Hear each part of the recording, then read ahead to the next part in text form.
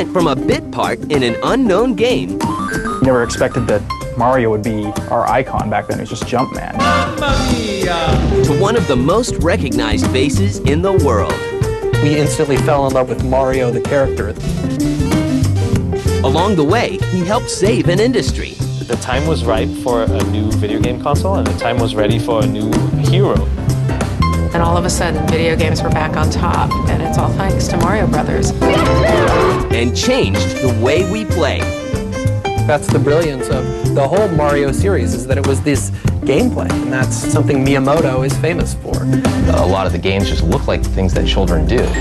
You know, developers still point to it as one of the best games of all time. This is the story of Mario.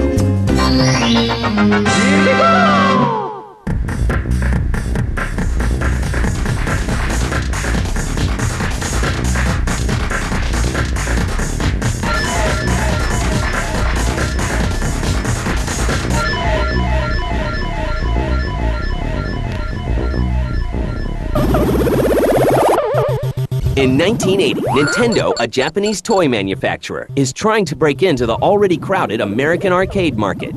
Nintendo wanted a piece of that pie, and so they developed a game called Radarscope, an arcade game. They released it to test audiences, and people hated it. Radarscope was just not good. They had a bomb on their hands. Nintendo turns to a young staff artist to transform the bomb into a hit. Hiroshi Yamauchi, the president of Nintendo of Japan, got this young Shigeru Miyamoto and said, hey, make a game. And he hadn't made a game before, so this was sort of a gamble. I mean, even when I first entered the company, it was really my goal to design and ultimately sell these products, really toys that I was interested in. But Miyamoto seemed creative, and Yamauchi thought he might be up to the task. And well, you know, as it turned out, he was very up to the task. The artist, a 28-year-old Shigeru Miyamoto, had never created a game before. Eager to learn, he studies the schematics and meets with engineers and programmers. Miyamoto did exactly that. He saved it by saying, it's so bad, we can't even use it, toss it out. We're going to use the same technology to create something new. But he needs a story. Actually, with Donkey Kong, we began development on that game, originally with the idea of using Popeye in it. But because of extended contract negotiations, the sailor is left at sea. Had they used Popeye, they would have created one of the early licensed games. And of course, the trouble with the license is that, you know, you have it for this game, but you don't know what's going to happen tomorrow. And probably Popeye wouldn't have the same appeal, you know, 20 years later as Mario does. So in the end, I think it worked out for Nintendo. It could be the best thing that ever happened to him. So Miyamoto decides instead on a stubborn gorilla who breaks free from his cage and kidnaps his keeper's girlfriend. The goofy carpenter who has to rescue the girl is a little man with a big nose and an even bigger heart, named Jumpman. Because of the restrictions of technology, Miyamoto has to get creative with his character design. And Jumpman, you know, it's this tiny little sprite with a mustache and a hat and overalls, and we know him well today, but the only reason why he looked like that back then was because of the limitations of the hardware. Without a mustache, the Mario sprite would have looked really weird because you wouldn't be able to see the nose in the face. So there's your reason why the guy has a mustache. Hair would look really weird, so they decided, hey, let's give him a hat. The reason Mario had overalls on was because without the overalls, the whole walking thing would have looked really bad. So there you go, there's the birth of a cultural icon. In 1981, the finished arcade game ships to America, where a certain resemblance is noticed. And common lore has it that that name is based on the landlord of the Nintendo offices in New York. The landlord's name? Mario Segale. And so, Jumpman is named Mario. Despite the unusual story and characters, players quickly learn to love the game. It did very well, and it started, you know, more and more people were playing, and quickly we realized in America that we had a hit. Before you knew it, Donkey Kong was everywhere. Really what it was jumping over the barrels. And who could forget jumping over the barrels and climbing up the ladders? It was such a simple gameplay mechanism and yet so memorable and so replayable. Donkey Kong is a very skill-based game. You think it's a simplistic game, you think it's a cutesy game, you think it's a girl's game, but it's not. People are still trying to boost up their scores to this day. Nintendo ships over 60,000 Donkey Kong arcade cabinets to locations around the country. The game quickly joins the pantheon of hit arcade titles like Pac-Man, Space Invaders, and Asteroids. Everyone remembers playing Donkey Kong in the arcade. It's fun. It's still a fun game. And it reminds you that the early games, as far as minimal as they were, they knew what was going on. It's just one of the classics. To me, Donkey Kong holds a very precious place for me because that was really the first time where I was recognized for my work in game design. I mean, up to that point, video games had been designed mostly by technical people, and it was really the first time that a designer had actually created a game and been recognized for that work. After his uncredited success in Donkey Kong, Mario takes his first starring role in Mario Brothers, released for the arcades. Along the way, Mario's character is fleshed out a little more. Mario kind of went from just Jumpman, this semi-generic-looking character, to kind of a living, breathing character. He was Mario now. And he was a plumber, and he had a brother named Luigi. And the two of them could go through this little game universe and, tear it up. It was cool. Kind of gave way to the franchise. Gamers are impressed with the new ways to play. I was attracted to the game when it first came out in the arcade simply because of that whole versus co-op element that we hadn't seen very often. The game becomes a hit for Nintendo, and Mario becomes a celebrity. The whole Mario name became a household name. Mom knew that you were playing Mario, whereas, that other game was that shooting game with the stupid spaceships, or, the one with the two Western heroes.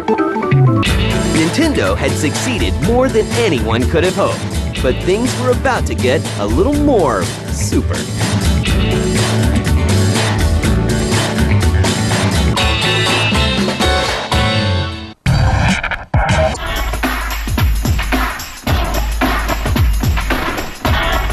By 1984, Nintendo has established a strong presence in the arcade and is eager to do the same in the living room.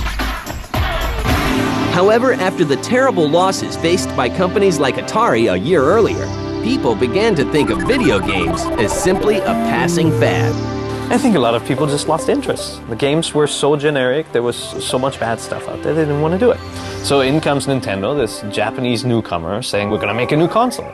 And, what a gutsy move at the time. The idea to bring out a console was just dumbfounded many people. Nintendo has already created the Famicom, or Family Computer, a console that is sweeping through Japan. But they know the only way to convince toy stores in America to carry it is to create a hit game. Work begins immediately on a game to maximize the technology.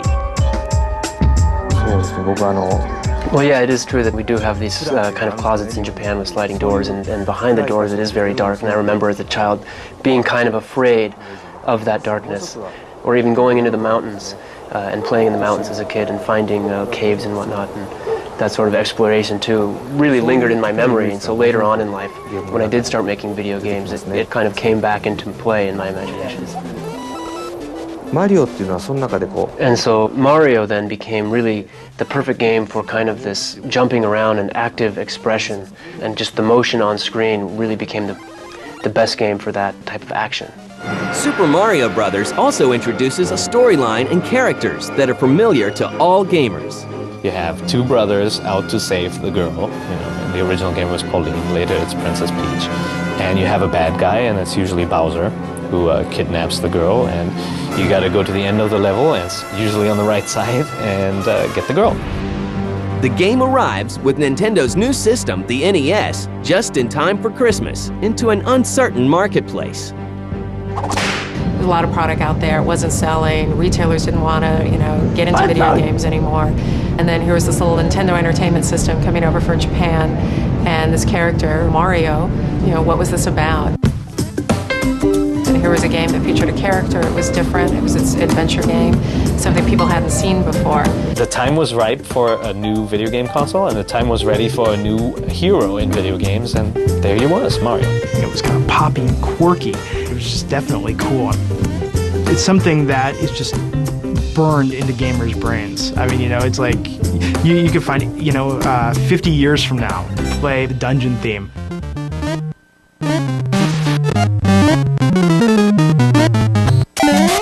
Or play play the above ground theme.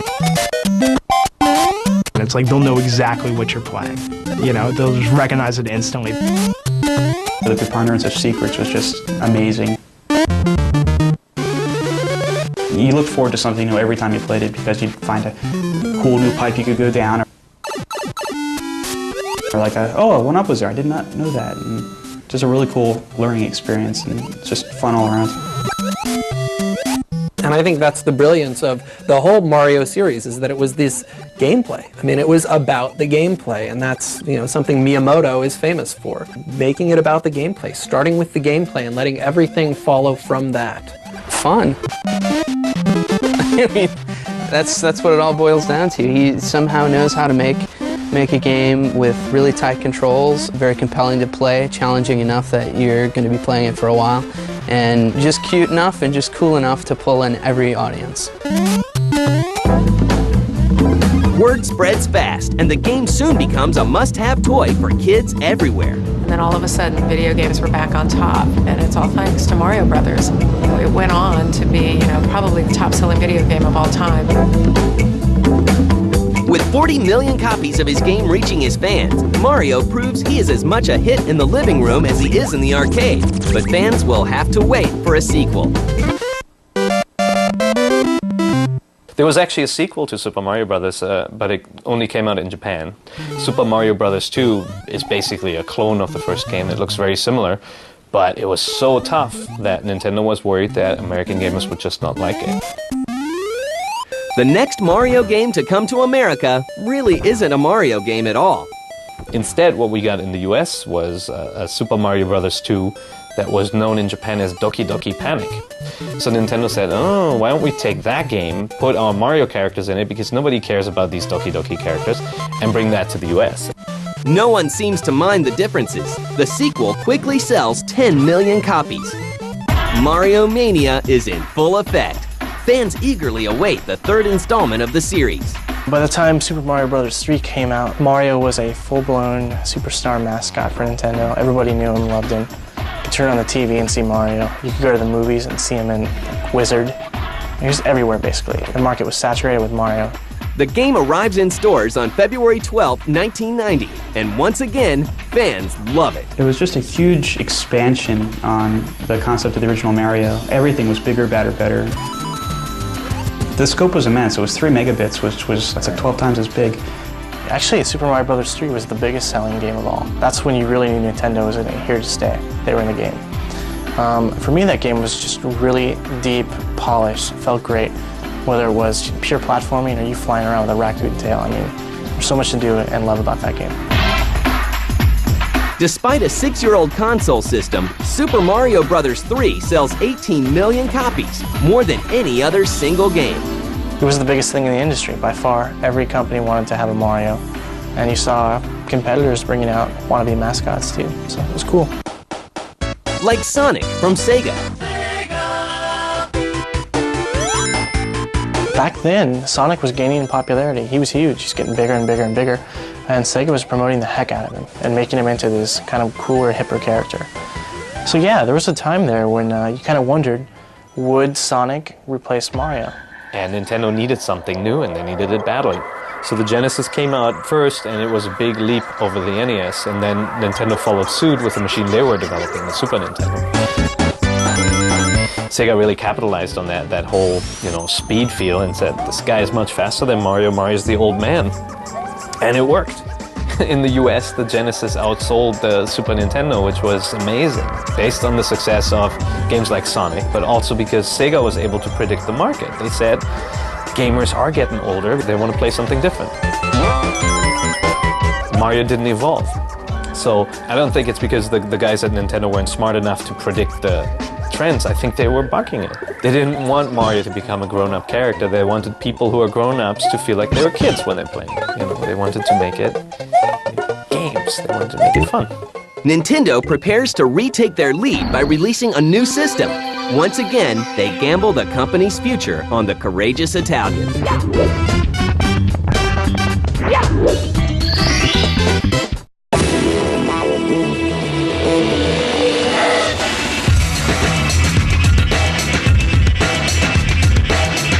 By 1996, Mario has become a full-blown celebrity, having appeared in films, on television, as well as in the best-selling games of all time.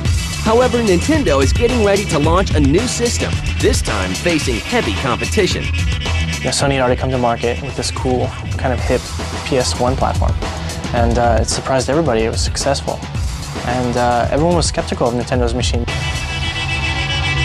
They placed all their bets on Miyamoto. They knew when a new platform comes out, we have to have Miyamoto create the flagship title. And even though Mario's popularity was kind of waning in the wake of upcoming characters like Sonic and all those sports games, not only did Nintendo gamble by taking an established 2D character, making him 3D, but they also said, you know what, this is the biggest thing we have. If anybody can pull this off, it's Miyamoto and it's Mario. Working closely with the developers, Miyamoto and his team begin to explore uncharted territory. When Mario 64 is released on September 26, 1996, the experiment pays off. If Super Mario World was an evolution of the first Super Mario Brothers game, here's the game that is, the same theme, but really a revolution of it all. They took the whole concept and they made it something so different that people were instantly just flabbergasted at, is this Mario? And then they played it and they're like, oh my god, it is!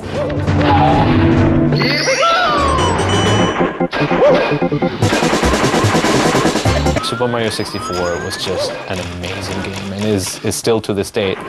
If you plop it back in, just play it for 20 minutes, you just get addicted to running around, and I don't know what it is. The way the character feels, the weight on the lawn and climbing on the trees and all that, it just works so perfectly and flows so nicely.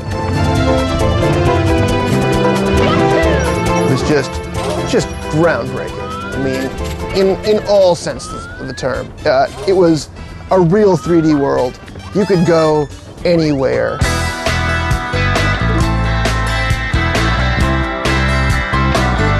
And it set the stage for every 3D game world that we've seen since. Miyamoto, the creator of that game, just revolutionary as far as his thoughts on game design, fun, immersion.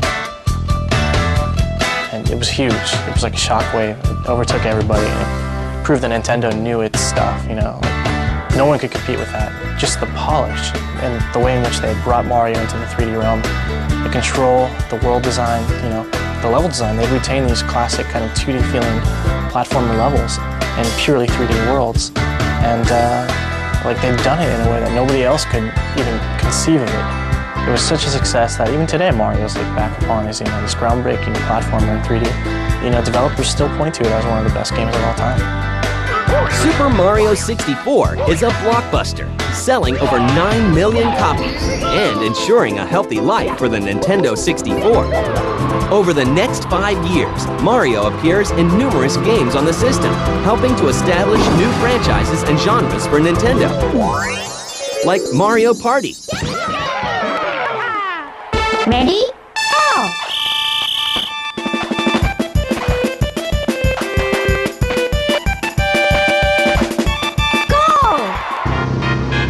And Smash Brothers.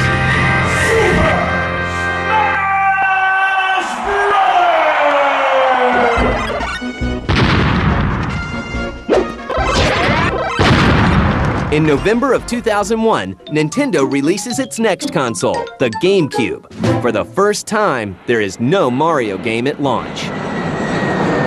But fans would not have to wait long.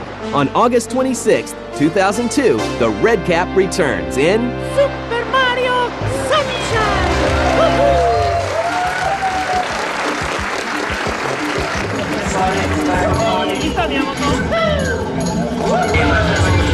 I hope you're all looking forward to Mario's latest adventure.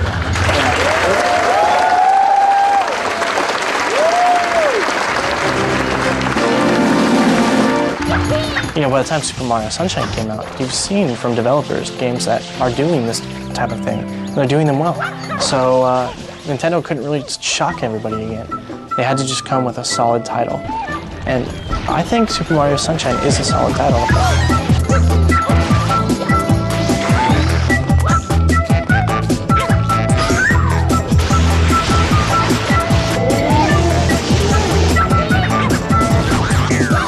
Although it is unable to top the sales of its predecessors, Super Mario Sunshine is critically acclaimed, winning numerous awards.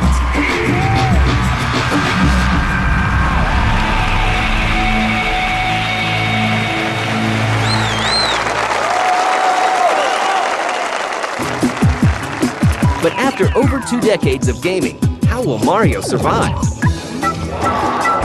There's so many characters out there, so many mascots and cooler characters vying for people's attention that Mario is often forgotten.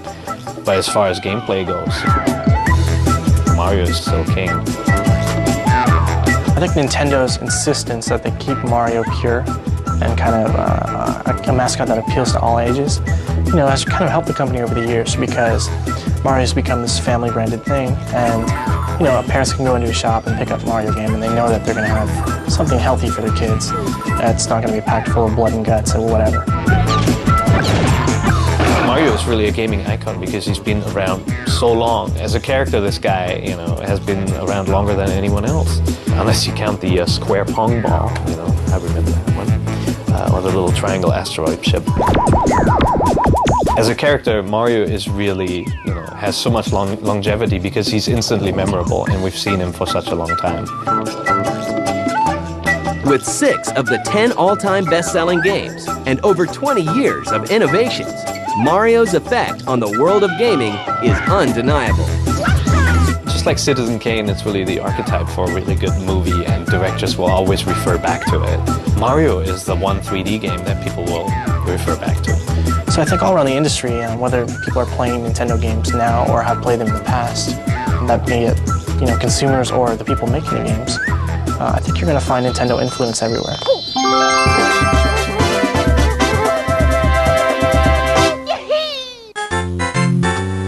Even his creator still sees him as something special. When people ask me to draw a picture for them, somehow, for some reason, I always end up drawing Mario.